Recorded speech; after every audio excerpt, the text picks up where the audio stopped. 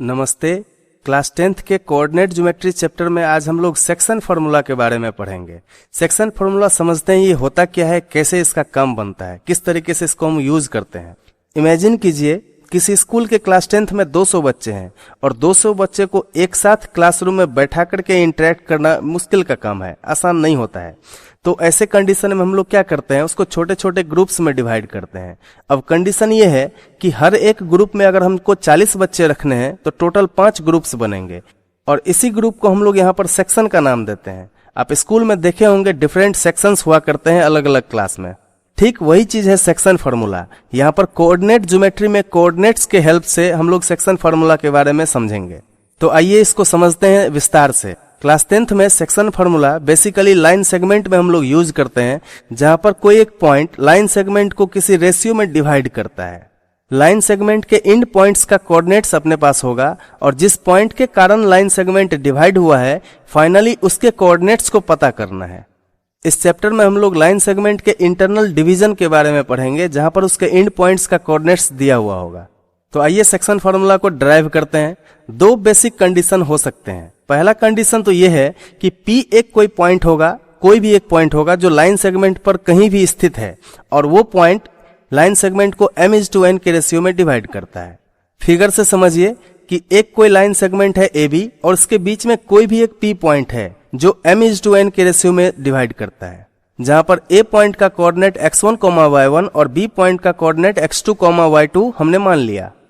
और दूसरा कंडीशन ये है कि P किसी भी लाइन सेगमेंट का मिड पॉइंट है, मिडिल पॉइंट है। इसका मतलब ये हुआ कि उस पॉइंट से दोनों एंड पॉइंट की दूरी बराबर है, डिस्टेंस दोनों का इक्वल है। तो इस सिचुएशन में जिस पॉइंट के कारण लाइन सेगमेंट डिवाइड हुआ, यहाँ पर इसका रेशियो 1:1 के रेशियो में हो जाएगा। फिगर से समझिए, फिर से AB नाम का एक लाइन सेगमेंट है और P उसका मिड पॉइंट है जो कि m/n के रेशियो में डिवाइड तो करता है, लेकिन इसका वैल्यू 1:1 है। और A पॉइंट का कोऑर्डिनेट x1, y1 और B पॉइंट का coordinate x2, y2। Ultimately P point का कोऑर्डिनेट हमको पता करना है। मान लेते हैं P पॉइंट का कोऑर्डिनेट x, y। तो P पॉइंट का कोऑर्डिनेट x, y दोनों ही सिचुएशन में हमने लिख दिया। अब इसको ग्राफ में प्लॉट करके चेक करते हैं किस तरीके से ये काम करता है। AB नाम का एक लाइन सेगमेंट जहां पर A का कोऑर्डिनेट x1, y1 और B का कोऑर्डिनेट x2, y2। P नाम का एक कोई पॉइंट है जिसका कोऑर्डिनेट x, y और यही P पॉइंट AB नाम के लाइन सेगमेंट को m/n के रेशियो में डिवाइड करता है।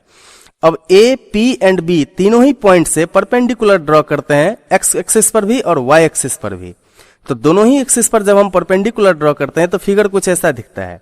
ध्यान से देखिए, इस फिगर में आपको 2 डिफरेंट ट्रायंगल्स दिख रहे हैं। ये दोनों ट्रायंगल्स कुछ इस प्रकार से हैं। क्या ये दोनों ट्रायंगल सिमिलर हो सकते हैं?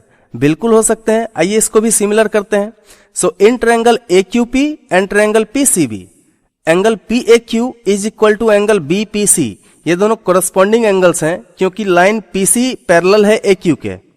Angle AQP is equal to angle PCB, right angle है, 90 डिग्री है, तो ये दोनों इक्वल हो ही गया। Angle APQ is equal to angle PBC, ये भी कोरस्पॉन्डिंग एंगल है क्योंकि line PQ and BC parallel है। AAA सिमिलरिटी क्राइटेरिया से ट्रायंगल AQP सिमिलर हो गया ट्रायंगल PCB के। और हम जानते हैं अगर 2 ट्रायंगल आपस में सिमिलर है तो उसके साइड्स आपस में सेम रेशियो या फिर प्रोपोर्शन में होते हैं। चूंकि ट्रायंगल AQP सिमिलर है ट्रायंगल PCB के, तो इसके भी साइड्स प्रोपोर्शनल होने चाहिए। तो इसके कौन कौन से साइड प्रोपोर्शनल है देखते हैं। AQ divided by PC equals to AP divided by PB equals to PQ divided by BC। ये ट्रायंगल का प्रोपोर्शनल रेशियो आ गया। और ये जो गिवन साइड्स है अपने पास, इसके स्थान पर कोऑर्डिनेट वैल्यू सब्स्टिट्यूट करने हैं। तो AQ का वैल्यू x - x1, PC का वैल्यू x2 - x, AP का वैल्यू m एंड PB का वैल्यू n, PQ का value y - y1 and BC का वैल्यू y2 - y। सारे के सारे वैल्यूज अपने पास आ चुके हैं कोऑर्डिनेट्स के फॉर्म में और इस वैल्यूज को हम लोग प्रोपोर्शनल साइड में सब्स्टिट्यूट करते हैं। तो जब सब्स्टिट्यूट करते हैं तो मिलता है हम लोगों को x - x1 divided by x2 - x is equal to m/n is equal to y - y1 upon y2 - y। और पहले ही बता दिए कि P पॉइंट का कोऑर्डिनेट फाइंड आउट करना है और P पॉइंट का कोऑर्डिनेट है x, y। तो यहां भी इस रिलेशनशिप को x और y के लिए ही फाइंड आउट करना है। तो इस रिलेशनशिप को हम लोग इस तरीके से लेंगे, जहां पर x - x1 divided by x2 - x equals to m/n, ये एक साथ ले लेंगे और दूसरे पार्ट में m/n is equal to y - y1 upon y2 - y। इस दोनों को अलग अलग करके हम लोग सॉल्व करेंगे। तो सबसे पहले सॉल्व करते हैं x minus x1 upon x2 minus x is equal to m upon n। Crossly multiply करते हैं और सॉल्व करते हैं। सॉल्व करने पर x का वैल्यू मिलता है mx2 plus nx1 divided by m plus n। Similarly दूसरा रिलेशनशिप लेते हैं m upon n is equal to y minus y1 upon y2 minus y। फिर से क्रॉसली मल्टीप्लाई करते हैं और सॉल्व करते हैं। तो सॉल्व करने पर हमको वैल्यू मिलता है y का my2 plus ny1 divided by m plus n। अब हम लोग x और y दोनों का ही वैल्यू फाइंड आउट कर चुके हैं। तो p पॉइंट का कोऑर्डिनेट क्या था, x, y। p x, y equals to p mx2 plus nx1 divided by m plus n, my2 plus ny1 divided by m plus n। यही है अपना सेक्शन फार्मूला। इस फार्मूला को हम लोग जनरल सेक्शन फार्मूला के नाम से भी जानते हैं। इसका कुछ स्पेशल केस भी है। केस 1, अगर P पॉइंट मिड पॉइंट हो गया लाइन सेगमेंट का, इस कंडीशन में m/n का वैल्यू 1:1। इसका मतलब ये हुआ कि m का वैल्यू 1 और n का वैल्यू 1 हो जाए, तब यही फॉर्मूला चेंज हो जाएगा, जहां पर x का value x2 plus x1 divided by 2 और y का value y2 plus y1 divided by 2 हो जाएगा। पुट कीजिए ना m और n के स्थान पर 1 और 1, सेम वैल्यू आएगा, आपको चेक करके देख सकते हैं आप। तो P पॉइंट का कोऑर्डिनेट बन जाएगा px, y equals to px2 plus x1 divided by 2, y2 plus y1 divided by 2। इसका दूसरा केस है कि अगर P पॉइंट लाइन सेगमेंट को k:1 के रेशियो में डिवाइड करता है, मतलब m:n बराबर k:1। इस कंडीशन में m का वैल्यू k और n का वैल्यू 1। m और n का वैल्यू सब्स्टिट्यूट करते हैं जनरल फार्मूला में, तो x का वैल्यू मिलता है kx2 plus x1 divided by k plus 1 और y का वैल्यू मिलता है ky2 plus y1 divided by k plus 1। तो P पॉइंट का कोऑर्डिनेट हो जाएगा px, y equals to p kx2 plus x1 divided by k plus 1, ky2 plus y1 divided by k plus 1। इसका तीसरा case, कोई एक ट्रायंगल ABC है जिसके सेंट्रॉइड का कोऑर्डिनेट्स हमको फाइंड आउट करने हैं और दिया हुआ है ट्रायंगल ABC के वर्टेक्स का coordinate x1, y1, x2, y2 and x3, y3। ये तीनों ही दिया हुआ है जो कि इसके वर्टेक्स का कोऑर्डिनेट्स हैं। सेंट्रॉइड का कोऑर्डिनेट्स हमको पता करना है। तो इस कंडीशन में इसका सेंट्रॉइड हो जाएगा px, y equals to p x1 plus x2 plus x3 divided by 3, y1 plus y2 plus y3 divided by 3। ये था सेक्शन फार्मूला का डेरिवेशन और उसका कुछ बेसिक कंसेप्ट्स। अब इस पर आधारित कुछ सवाल हम लोग बनाते हैं। Find the coordinates of the point which divides the line segment joining the points -1, 7 and 4, -3 in the ratio 2:3। एक कोई लाइन सेगमेंट है जिसके एंड पॉइंट का कोऑर्डिनेट्स दिया हुआ है और एक कोई पॉइंट है जो इस लाइन सेगमेंट को 2:3 के रेशियो में डिवाइड करता है। तो उस पॉइंट का कोऑर्डिनेट क्या होगा ये पता करना है। फिगर से समझिए, AB नाम का लाइन सेगमेंट और P एक कोई पॉइंट है जो इस लाइन सेगमेंट को 2:3 के रेशियो में डिवाइड करता है। A और B दोनों ही पॉइंट के कोऑर्डिनेट्स दिए हुए हैं। A पॉइंट का कोऑर्डिनेट -1, 7, इसको हम लोग x1, y1 मान लिए। B पॉइंट का कोऑर्डिनेट्स 4, -3 जिसको x2, y2 बना लिए। P पॉइंट का कोऑर्डिनेट्स x, y मान लेते हैं जो कि फाइंड आउट करना है और जितना भी डाटा दिया हुआ है उसको एक साथ लिख लेते हैं। चूंकि अपने पास सेक्शन फार्मूला है px, y equals to p mx2 plus nx1 divided by m plus n, my2 plus ny1 divided by m plus n, जहां पर x का value mx2 plus nx1 divided by m plus n और y का value my2 plus ny1 divided by m plus n। ये values substitute करते हैं और substitute करने पर मिलता है हमको x का value 2 × 4 plus 3 × -1 divided by 2 plus 3, y का value 2 × -3 plus 3 × 7 divided by 2 plus 3। इसको सॉल्व करते हैं और सॉल्व करने पर मिलता है हमको x का वैल्यू 1 और y का वैल्यू 3। सो P पॉइंट का कोऑर्डिनेट हो जाएगा px, y equals to p1, 3। और एक सवाल देखते हैं। Find the ratio in which the line segment joining the point -3, 10 and 6, -8 is divided by -1, 6। अब यहाँ पर रेशियो फाइंड आउट करना है और जिस पॉइंट के कारण ये लाइन सेगमेंट डिवाइड हुआ है उसका कोऑर्डिनेट्स दिया हुआ है। फिगर से समझिए, AB नाम का कोई एक लाइन सेगमेंट है जिस पर P नाम का कोई एक पॉइंट है। A का कोऑर्डिनेट्स दिया हुआ है -3, 10 जिसको x1, y1 बना लिए। B पॉइंट का कोऑर्डिनेट दिया हुआ है 6, -8 जिसको x2, y2 बना लिए। P पॉइंट का भी कोऑर्डिनेट दिया हुआ है -1, 6 जिसको x, y बना लिए। रेशियो पता करना है, रेशियो अपने पास नहीं है तो मान लेते हैं रेशियो m:n और जो भी डाटा दिया हुआ है उसको एक साथ लिख लेते हैं। और अपने पास सेक्शन फार्मूला है इस सेक्शन फॉर्मूला में सारा वैल्यू सब्स्टिट्यूट करते हैं। सब्स्टिट्यूट करने पर वैल्यू कुछ इस तरीके से दिखेगा, p-1,6 equals to p m into 6 plus n into -3 divided by m plus n, m into -8 plus n into 10 divided by m plus n।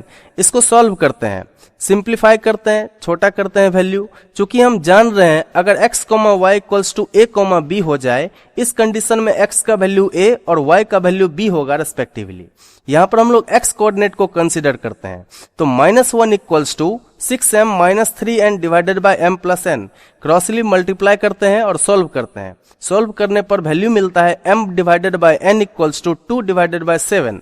इसका मतलब ये हुआ कि m is to n equals to 2 is to 7। आप चाहें तो y coordinate के लिए भी वैल्यू सेटिस्फाई कर सकते हैं, सेम रेशियो आएगा। इसी क्वेश्चन को हम लोग दूसरे मेथड से भी बना सकते हैं। यहाँ पर अब रेशियो हम m इज टू n नहीं लेंगे, यहाँ पर रेशियो k इज टू 1 मान लेंगे। बाकी सब कुछ डाटा सेम है, तो k इज टू 1 के रेशियो में जब हम वैल्यू सब्स्टिट्यूट करते हैं सेक्शन फॉर्मूला में, तो ये वैल्यू कुछ इस तरीके से आएगा, p-1,6 equals to p k into 6 plus 1 into -3 divided by k plus 1, k into -8 plus 1 into 10 divided by k plus 1। इसको सॉल्व करते हैं और सॉल्व करने पर आपको मिलता है p-1,6 equals to p 6k - 3 divided by k plus 1, -8k plus 10 divided by k plus 1। फिर से x कोऑर्डिनेट के लिए ही हम वैल्यू सेटिस्फाई करेंगे, तो -1 equals to 6k - 3 divided by k plus 1। इसको सॉल्व करते हैं। सॉल्व करने पर वैल्यू मिलता है हमको k divided by 1 equals to 2 divided by 7। So k is to 1 equals to 2 is to 7। आप चाहें तो y कोऑर्डिनेट के लिए भी वैल्यू सेटिस्फाई करवा सकते हैं, सेम रिजल्ट आएगा। तो सेम क्वेश्चन को हम लोग दो डिफरेंट मेथड से सॉल्व किए। आप देख रहे होंगे तो आप समझ गए होंगे कि हम ratio m is to n भी ले सकते हैं, k इज टू 1 भी ले सकते हैं, सेम आंसर आता है। तो किसी भी मेथड से आप इसको सॉल्व कर सकते हैं। एक और क्वेश्चन देखते हैं, find the coordinates of the mid point of A line segment joining the points 1,1 and 3,5। इसको फिगर से समझते हैं। AB नाम का कोई एक लाइन सेगमेंट जहां पर P अब मिड पॉइंट है। A पॉइंट का कोऑर्डिनेट्स 1,1 जिसको x1, y1 बना लिए। B पॉइंट का कोऑर्डिनेट 3,5 जिसको x2, y2 बना लिए। P पॉइंट का कोऑर्डिनेट पता करना है, तो P पॉइंट का कोऑर्डिनेट x, y मान लेते हैं। चूंकि P मिड पॉइंट है, इसका मतलब ये हुआ कि AP जितना होगा उतना ही BP भी होगा। AP का लेंथ उतना ही होगा जितना BP का लेंथ होगा। इसका मतलब रेशियो 1:1 के फॉर्म में है। So m is to n equals to 1:1। और जो भी डाटा दिया हुआ है उसको एक साथ लिख लेते हैं। अब चूंकि अपने पास मिड पॉइंट वाला सेक्शन फॉर्मूला है, px, y equals to p x2 plus x1 divided by 2, y2 plus y1 divided by 2, जहां पर x का value x2 plus x1 divided by 2 और y का value y2 plus y1 divided by 2। ये सारे value यहाँ पर हम सब्स्टिट्यूट करते हैं। सब्स्टिट्यूट करने पर मिलता है x equals to 3 plus 1 divided by 2 and y का वैल्यू 5 प्लस 1 डिवाइडेड बाय 2। इसको सॉल्व करते हैं और सॉल्व करने पर मिलता है x का वैल्यू 2 और y का वैल्यू 3। तो P पॉइंट का कोऑर्डिनेट्स हो जाएगा px, y इक्वल्स टू 2,3। आइए अब कुछ हमारे सवालों का जवाब दे दीजिए। Find the coordinates of the point which divides the line segment joining the points 4, -3 and 8,5 in the ratio 3:1। Find the coordinates of the point of trisection of the line segment joining the points 4, -1 and -2, -3। Trisection का मतलब हुआ 3 equal division. Find the ratio in which the line segment joining the points 1, -5 and -4,5 is divided by the x-axis. Also find the coordinates of the point of division. Find the coordinates of a point A where AB is the diameter of a circle whose center is 2, -3 and B is 1,4. If the points 6,1, 8,2, 9,4, x,3 are the vertices of a parallelogram taken in order, then find the value of x. उम्मीद करते हैं section formula का derivation समझ गए होंगे और section formula use कैसे करते हैं वो भी समझ गए होंगे। तो समझ करके बनाइए, अपने टेक्स्ट बुक का भी क्वेश्चन सॉल्व कीजिए। Thank you.